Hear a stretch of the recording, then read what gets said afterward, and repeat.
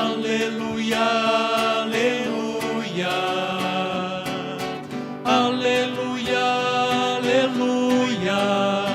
Aleluia, aleluia, aleluia. Aleluia, aleluia, aleluia, aleluia. O Senhor esteja convosco. Ele está no meio de nós. Proclamação do Evangelho de Jesus Cristo, segundo Mateus. Glória a vós, Senhor. Naquele tempo, os discípulos aproximaram-se de Jesus e perguntaram: quem é o maior no reino dos céus? Jesus chamou uma criança, colocou-a no meio deles e disse: em verdade vos digo, se não vos converterdes e não vos tornardes como crianças, não entrareis no reino dos céus. Quem se faz pequeno como esta criança é o maior no reino dos céus. E quem recebe em meu nome uma criança como esta, é a mim que recebe.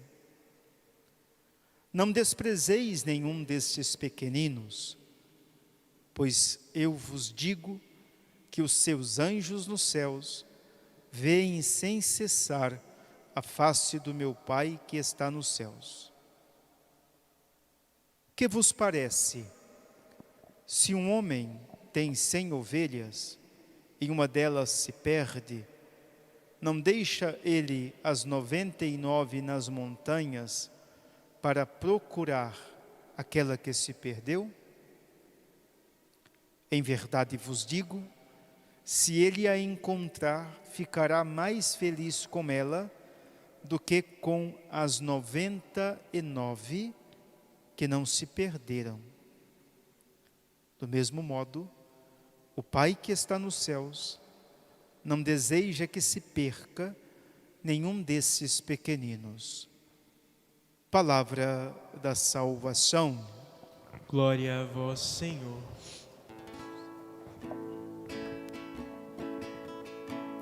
Como é doce ao paladar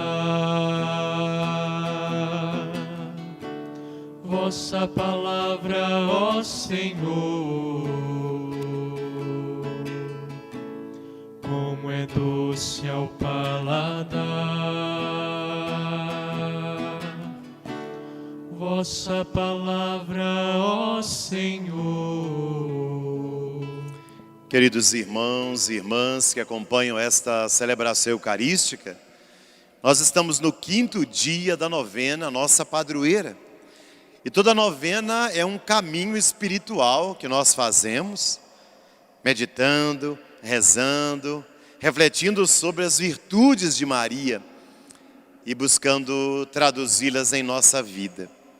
Estamos no mês das vocações e essa segunda semana, de forma especial, a vocação da família. Rezamos então por todas as famílias aqui da paróquia, famílias que nos acompanham. E a nossa vocação cristã, ela nos chama a, como Maria, dizer o nosso sim ao chamado de Deus.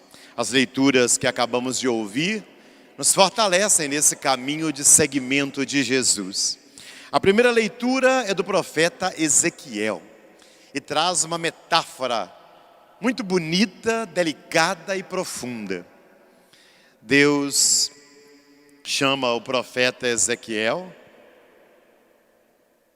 e pede que ele não seja rebelde, como esse bando de rebeldes, referindo-se ao povo de Israel, que comete idolatria, comete injustiças, que quebra a aliança. Rebelde significa desobediente, ingrato. Rebelde significa aquele que desvia do caminho da verdade de Deus. Eis que Deus entrega para Ezequiel um rolo com um livro da Torá, da palavra de Deus. Deus pede que Ezequiel desenrole aquele rolo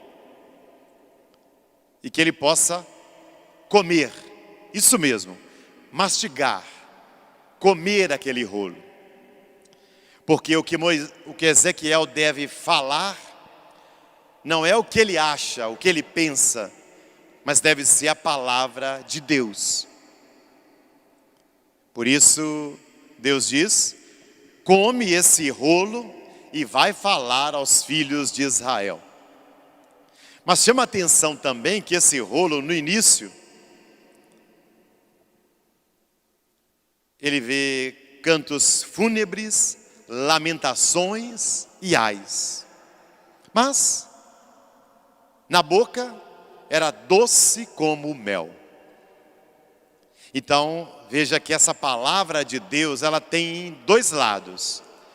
Ao mesmo tempo que ela é doce como favo de mel, ela também é amarga, com as lamentações, os cantos fúnebres, né, que falam de morte, com os ais. Qual é o significado dessa metáfora de Ezequiel, um profeta de Deus, comer o rolo, a palavra de Deus? Primeiro, que todo missionário, seja um missionário padre, religioso, religiosa, leigo, leiga, nós devemos falar aquilo que é a palavra de Deus e não falar aquilo que nós achamos, as nossas ideologias ou o que nós pensamos. Somos servos da palavra, estamos a serviço dela. Segundo, a palavra de Deus é doce e amarga ao mesmo tempo. Se nós tomarmos, por exemplo, o Evangelho, teremos palavras muito doces. Se nós tomarmos a Bíblia como um todo, tanto o Antigo como o Novo Testamento, palavras doces. O Senhor é meu pastor, nada me faltará. Que palavra mais doce que essa? Se Deus é por nós, quem será contra nós? Olha que palavra doce. Vinde a mim, vós todos que estáis cansados e aflitos, e eu vos aliviarei. Que palavra doce, gostosa de escutar, faz bem ao coração. Mas tem palavras amargas também. Perdoar 7 vezes? Não, Pedro, 70 vezes 7, amargo. Para quem às vezes não aguenta perdoar nenhuma vez sequer. Se alguém te bateu numa face, vira outra face também, amargo, não é? Pois é. Amai-vos uns aos outros como eu vos amei, amargo. Pois é.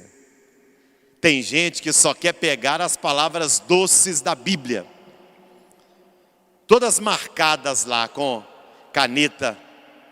Todas estão marcadas, as palavras doces, as promessas boas. A pessoa sabe de cor. Mas se ela puder até rasgar as páginas amargas, ela bem que rasga e tira tudo. Porque só quer palavras doces. Ora. Um pai, uma mãe, ela vai ter palavras doces para os seus filhos, mas às vezes para educar ela precisa ter palavras amargas. Chamar a atenção, admoestar, aconselhar. Que cada um de nós seja dócil às palavras amargas também de Deus. No Evangelho, Jesus escuta uma pergunta: quem é o maior no reino dos céus? Essa pergunta deve ter estremecido Jesus. Olha a preocupação dos discípulos. Depois de Jesus falar de amor, de fraternidade, a preocupação deles é: quem é o maior? Ora, essa mentalidade de maior é porque existe o menor. Se há um grande, existe um pequeno. Se há um senhor, existe um escravo. A mentalidade dos discípulos, o mundo está dividido. Aqueles que mandam, aqueles que obedecem. Os que têm poder, os que não têm poder. Eles ainda não aprenderam, não conseguiram mudar o jeito de pensar, que o modo de Jesus é diferente. Não há maiores e menores, não há pequenos e grandes, há irmãos que quando nós pensamos o mundo sob o viés da fraternidade, nós somos iguais. Temos diferenças sim de família, de profissão, mas isso não nos torna melhores do que ninguém. Na dignidade nós somos iguais. As nossas diferenças são acessórias, aparentes. A família, a profissão, a rua, a cidade. Agora, na dignidade humana, no respeito humano, nós somos iguais. Mas a sociedade tem dificuldade de entender isso. Por isso a discriminação, por isso a preconceito. Por isso há uma profissão que ganha muito dinheiro, que é muito valorizada, e é uma profissão que é de menos importância. Por isso há pessoas chiques, importantes, de sucesso, e outras escondidas. Por isso há aqueles que têm 1 milhão de seguidores nas redes sociais, e aqueles que nem internet em casa possuem. O mundo é feito de desigualdades, disparidades. O reino de Deus é feito de fraternidade e de amor. É pena que a nossa mentalidade até hoje seja assim também. Depois de tanto tempo, tanta missa, tanta leitura da Bíblia, tanta reza, como é difícil mudar a nossa cabeça que ainda pensa o mundo dividido em 2 classes. Os que mandam, os que obedecem. Para Jesus não é assim. Tanto que ele pega uma criança, coloca no meio deles e diz: quem se faz pequeno como essa criança, esse é o maior no reino. Lembra? Quem quiser ser o primeiro, seja o último. Quem quiser ser o maior, seja o menor.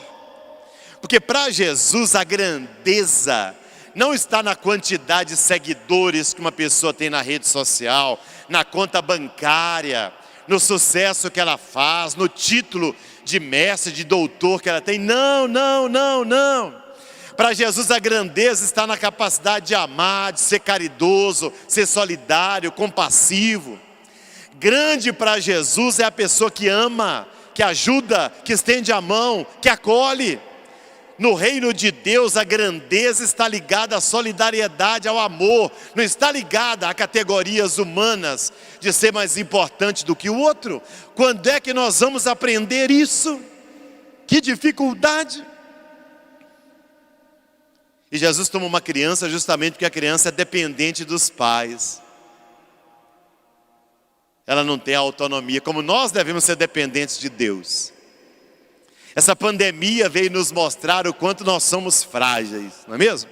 Até a ciência, tão decantada, adorada, de repente ela não tem respostas para um vírus. Veja, olha como nós somos pequenos, olha como nós sabemos tão pouco das coisas, embora sejamos tão arrogantes, tão soberbos. Bastou um vírus novo que desafiou cientistas, infectologistas, todo mundo. Está vendo? Para que tanto orgulho? Para que tanta soberba? Nós somos tão frágeis, somos tão pequenos. Maria é profetisa do reino, ou seja, Maria é aquela que anuncia um Deus que ama os pobres, os pequenos, os simples, as crianças, os marginalizados. Maria que nós veneramos, mãe de Jesus, discípula do seu filho, nos ensina a sermos compassivos, solidários, caridosos, para que sejamos grandes no reino de Deus. Que você, meu irmão, que você, minha irmã, aprenda a lição de Jesus. Que você possa devorar a palavra de Deus e dizer como o Salmo de meditação 118: como é doce ao paladar vossa palavra, ó Senhor. Louvado seja nosso Senhor Jesus Cristo. Para sempre seja louvado.